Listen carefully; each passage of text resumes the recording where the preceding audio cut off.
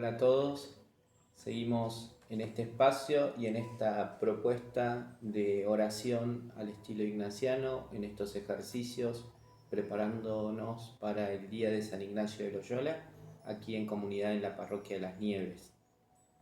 En esta segunda semana, como les veníamos contando, además de las propuestas de oración, vamos a tratar de seguir profundizando en los regalos que nos dejó Ignacio de Loyola a la Iglesia a través de su propia vida. La semana pasada recordábamos la experiencia de Ignacio que le transforma su camino y su vida allá en Loyola a través de la herida que tuvo en su pierna y quedó convaleciente. En esa convalecencia, San Ignacio tiene su conversión. Allí empezó a notar la experiencia interior que fue viviendo y que lo fue transformando. En aquella experiencia, en aquella primera experiencia, tuvo ciertas intuiciones que lo acompañaron el resto de la vida y nos la regala a nosotros. Entre esas intuiciones fueron que en nuestro interior hay distintas voces que nos van empujando y nos van ayudando. La voz de Dios, él le llama también buen espíritu. La voz que no es de Dios, le pone de nombre mal espíritu. Y nuestra propia voz interior, nuestro deseo, nuestro impulso. Después San Ignacio recordábamos que tuvo un segundo momento muy intenso en su conversión y en su vida espiritual, y fue ya en la localidad de Manresa, donde estuvo un tiempo rezando en una de las cuevas allí, muy cerquita de Montserrat, y en ese proceso vivió una nueva conversión. En la primera recordamos que él quería seguir la vida de los santos, entonces todavía estaba ese impulso desde su ser y también desde el crecimiento de su propia persona, pero poniéndose también él como centro. Ya en Manresa, el Señor hace una transformación más profunda aún de Ignacio. En aquella experiencia, el mismo Ignacio nos dice como que se le fueron revelando muchas cosas desde el alma. Y ahí Ignacio fue notando y poniéndole nombre a toda su experiencia. ¿Qué regalo nos trae de la experiencia de Manresa los ejercicios espirituales?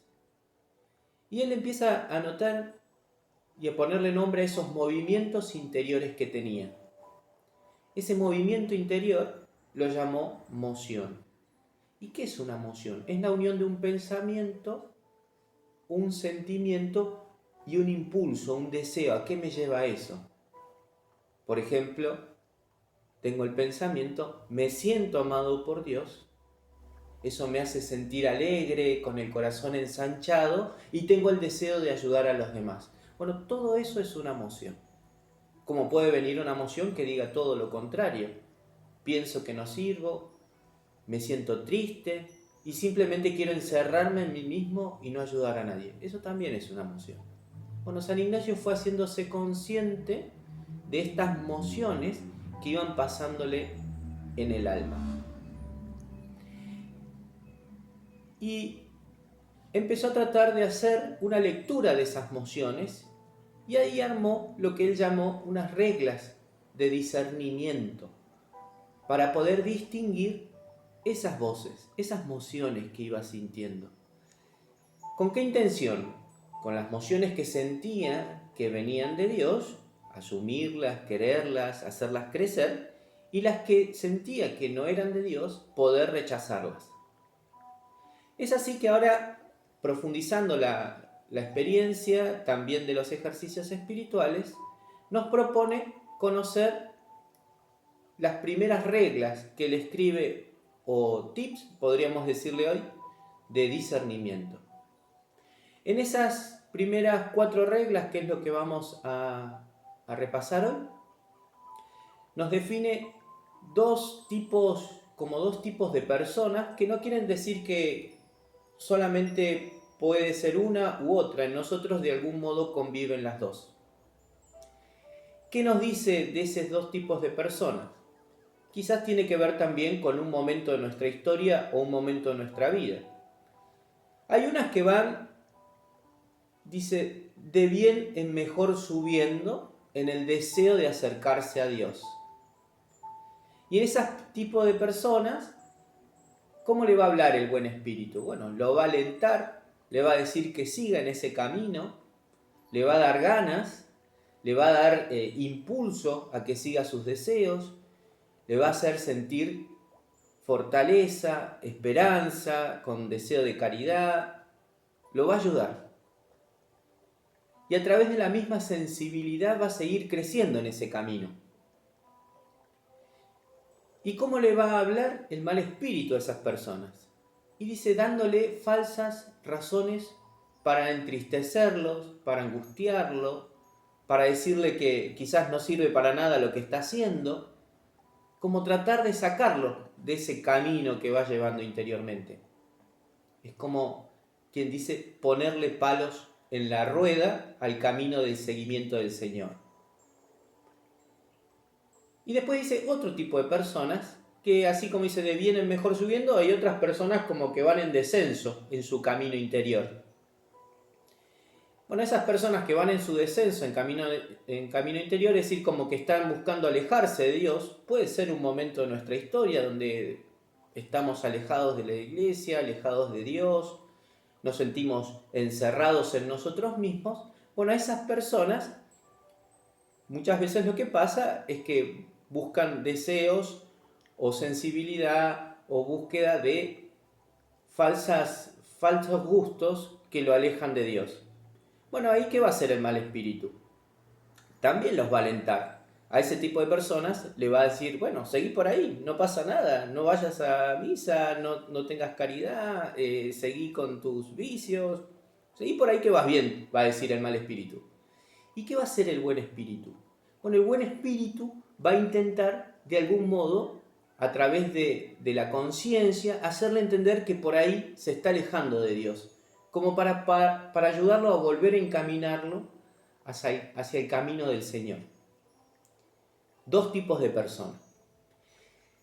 Luego también San Ignacio nos invita a reconocer nuestro estado del alma y clasifica dos estados del alma. Acá es importante también entender que estado no es una cosa solamente de un momento, no es algo instantáneo, sino que perdura en el tiempo. Por eso lo llama estado. El primer estado del alma que nos cuenta Ignacio es el estado que llama de consolación. El estado de consolación, en definitiva, es sentirnos acompañados por el Señor, sentirnos que Dios es el que está guiando nuestra vida. Yo me siento alegre, con el corazón ensanchado, dice, y al mismo tiempo haciendo crecer mi fe, mi esperanza y mi caridad. Es decir, que me siento que Dios está presente, siento que vamos a superar las dificultades y siento también mi deseo de servir a los demás. Es una síntesis de lo que llama la consolación Ignacio, que no tiene que ver solamente con un estado alegre, momentáneo, sino que es una alegría muy profunda. Incluso uno puede estar triste por haber vivido una situación muy dolorosa y estar consolado. Quizás puede vivir una dificultad, un momento de enfermedad o haber perdido a un ser querido. Eso genera dolor y tristeza, es lógico. Pero quizás detrás de ese dolor y tristeza, en la consolación, podemos sentir que Dios es el que nos está acompañando en ese dolor. Él es el que va sosteniendo nuestro dolor. Y también nos dice que nos vamos a volver a encontrar con la persona perdida. Bueno, hay una conexión con el Señor, a pesar de un momento, claro, triste. Pero estoy en un estado de consolación.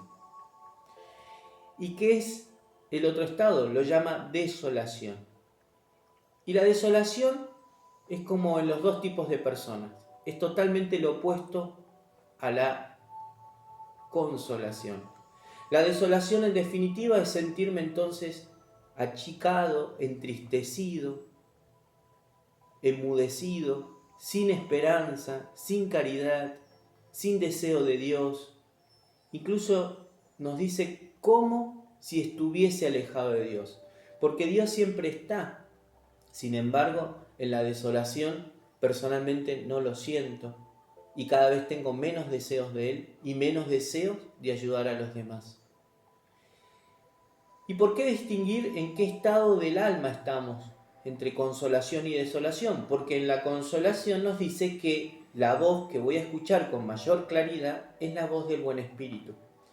Y en el estado de desolación, la voz que voy a sentir con más fuerza justamente es la del mal espíritu. Y también es importante distinguir en qué tipo de persona en mi historia estoy hoy. Porque si estoy de los que busca alejarse de Dios, a través de las sensaciones y los deseos seguiré por ahí. Eso nos va a decir el mal espíritu. Y el buen espíritu nos va a decir, a través de la razón, a través de un pequeño sentido, hasta a veces de remordimiento, nos va a tratar de llevar de nuevo al camino. Y las personas que buscan acercarse a Dios, tratará el buen espíritu de seguir alentándolo y el mal espíritu ponerle razones o falsas razones para desalentarlo en su camino. En las primeras semanas de los ejercicios espirituales, muchas de estas mociones que se van a ir manifestando, tendremos que tratar de ir distinguiéndolas. Y hay dos momentos que venimos haciendo en estos días de ejercicios que nos van a ayudar también a distinguir mociones. Uno de ellos va a ser la lectura de la revisión de la oración. ¿Se acuerdan que cuando invitábamos a los pasos de la oración, uno de los últimos era la revisión de la oración? Bueno, ¿y qué voy a ver en la revisión de la oración? Justamente voy a tratar de interpretar del momento vivido qué emociones tuve y tratar de distinguir esto, qué voz, a través de entender de qué persona soy y en qué estado del alma estoy, es la que me está hablando a través de esa emoción. En definitiva es hacia dónde me lleva, cómo terminé, con más deseo de Dios o con deseo de alejarme de Dios. Eso es como una línea de seguimiento para entender qué voz está escuchando mi corazón. Y hay otro momento del día que también es muy lindo poder llevarlo en ejercicios, pero también en la vida diaria, que le llamamos la pausa ignaciana o la pausa del día. Se puede hacer en 2 veces, una al mediodía y una a la noche, y si no, simplemente a la noche, tratando que sea antes de dormir. Y así como en la oración tenía sus pasos, la pausa del día o la pausa ignaciana también tiene sus pasos. El primer paso para ese momento es disponer el alma, tratar de buscar un lugar tranquilo, aunque sea, o si no, cerrando los ojos, y sentir que Dios también está presente en ese momento que voy a vivir. Una vez que estoy tranquilo, tratar de recorrer todo lo que fue el día, cada cosa que hice, cada momento que viví, tratar de ver qué es lo que pasó. Y una vez que hice ese recorrido, ¿de qué le quiero agradecer a Dios? ¿Qué le voy a dar gracias por lo que viví hoy? El encuentro con alguna persona, algo que leí, algo que me llenó el corazón, que me ayudó. ¿Qué le agradezco al Señor? Posiblemente en ese recorrido también entenderemos que hubo cosas que no estuvieron bien, nuestros errores, y no pudimos ser quizás la persona que deseábamos. Entonces es bueno también reconocer eso y pedir disculpas al Señor. Y por último, tener la renovación y el compromiso, renovando ese compromiso y deseo de seguir al Señor. Con mi agradecimiento, sin importar aquello que haya pasado, mi deseo de decir, bueno, mañana o después deseo también seguir siendo alguien que sigue al Señor. Y por último, lo que vamos a hacer es introducirnos en lo que van a ser los espacios de oración de esta semana, que tal como fue la semana pasada, van a tener 3 propuestas de oración. En estas propuestas de oración vamos a seguir a Jesús, vamos a ver textos que nos van a invitar a encontrarnos con la figura del Señor a través de Jesús. Vamos a ver cómo actúa Jesús. San Ignacio nos invita a decir y pedirle al Señor conocimiento interno de nuestro Señor Jesucristo para así mejor amarlo y seguirlo. ¿Y cómo lo vamos a seguir en estas oraciones que vamos a tener esta semana? Lo vamos a seguir aplicando el método de la contemplación ignaciana, que para los que hicieron ejercicio ya recordarán que tiene ciertos pasos también. Y acá Ignacio nos invita a introducirnos en la oración y es una palabra o una frase, como si presente me hallase. En cada uno de los textos voy a tratar de introducirme en la escena. ¿Y qué voy a hacer? Voy a estar contemplando, voy a estar mirando, a ver qué hacen, qué dicen. Puedo tratar de jugar con todos los sentidos, que tocan, que huelen. Y eso después lo voy a llevar, ¿qué me dijo con eso que estuve sintiendo en el momento de la oración? Como si presente me hallase. ¿Y cuáles son las lecturas que vamos a rezar? En la primera lectura tenemos el texto de la parábola del Padre Misericordioso, o del Hijo Pródigo, como se llama. Bueno, me puedo introducir en la oración a través de la contemplación ignaciana. Me puedo poner en el lugar del Padre, en el lugar del hijo menor, del hijo de mayor, de algún siervo que estaba por ahí, algún asistente que trabajaba con este señor y ver todas las escenas de fuera, qué sentimientos me mueven en todo ese espacio que estoy viviendo. El segundo texto, la segunda invitación de la semana, es el texto de viendo cómo el Dios y el Señor actúa cuando le presentan a esta mujer sorprendida en adulterio. Ahí también utilizo la contemplación para seguir a Jesús. ¿Qué lugar tomo? ¿El lugar de Jesús? ¿El lugar que condena? ¿El lugar de la mujer que se siente adúltera y que sabe que el resto conoce también su pecado? ¿Qué lugar ocupo? ¿Condenando? ¿Pidiendo perdón? Bueno, contemplando, a ver qué me invita el Señor en la oración. Y la última invitación de la semana es la presentación del paralítico a Jesús para que lo sane en su camilla. Bueno, ahí también puedo buscar en qué lugar me ubico, ¿no? En estas personas viendo a alguien que le llevan al Señor para que el Señor lo sane. Sentirme yo que soy curado, o el que condena a Jesús por lo que está haciendo. Y la respuesta de Jesús, que se levante, que lleve su camilla y no peque más, le dice también. Bueno, en definitiva, fíjense cómo la invitación no es a olvidarse de lo que era, que se lleve su camilla, sino a llevar también su historia y seguir adelante. Esta invitación de la semana es como la de la semana anterior. Podemos rezarla un día, descansar, otro día la segunda oración, descansar y la tercera, o las tres oraciones seguidas, y después revisando justamente cada momento de oración que tuve, puedo repetir alguna de las oraciones o incluso las tres oraciones.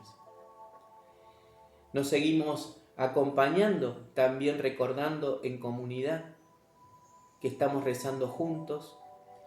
Tendrán la ficha como guía y si hay alguna duda de lo que vimos o desean compartir, saben que tienen también el correo electrónico para poder preguntarnos o contarnos cómo van pasando estos días. Nos seguimos rezando y nos vemos en la próxima semana.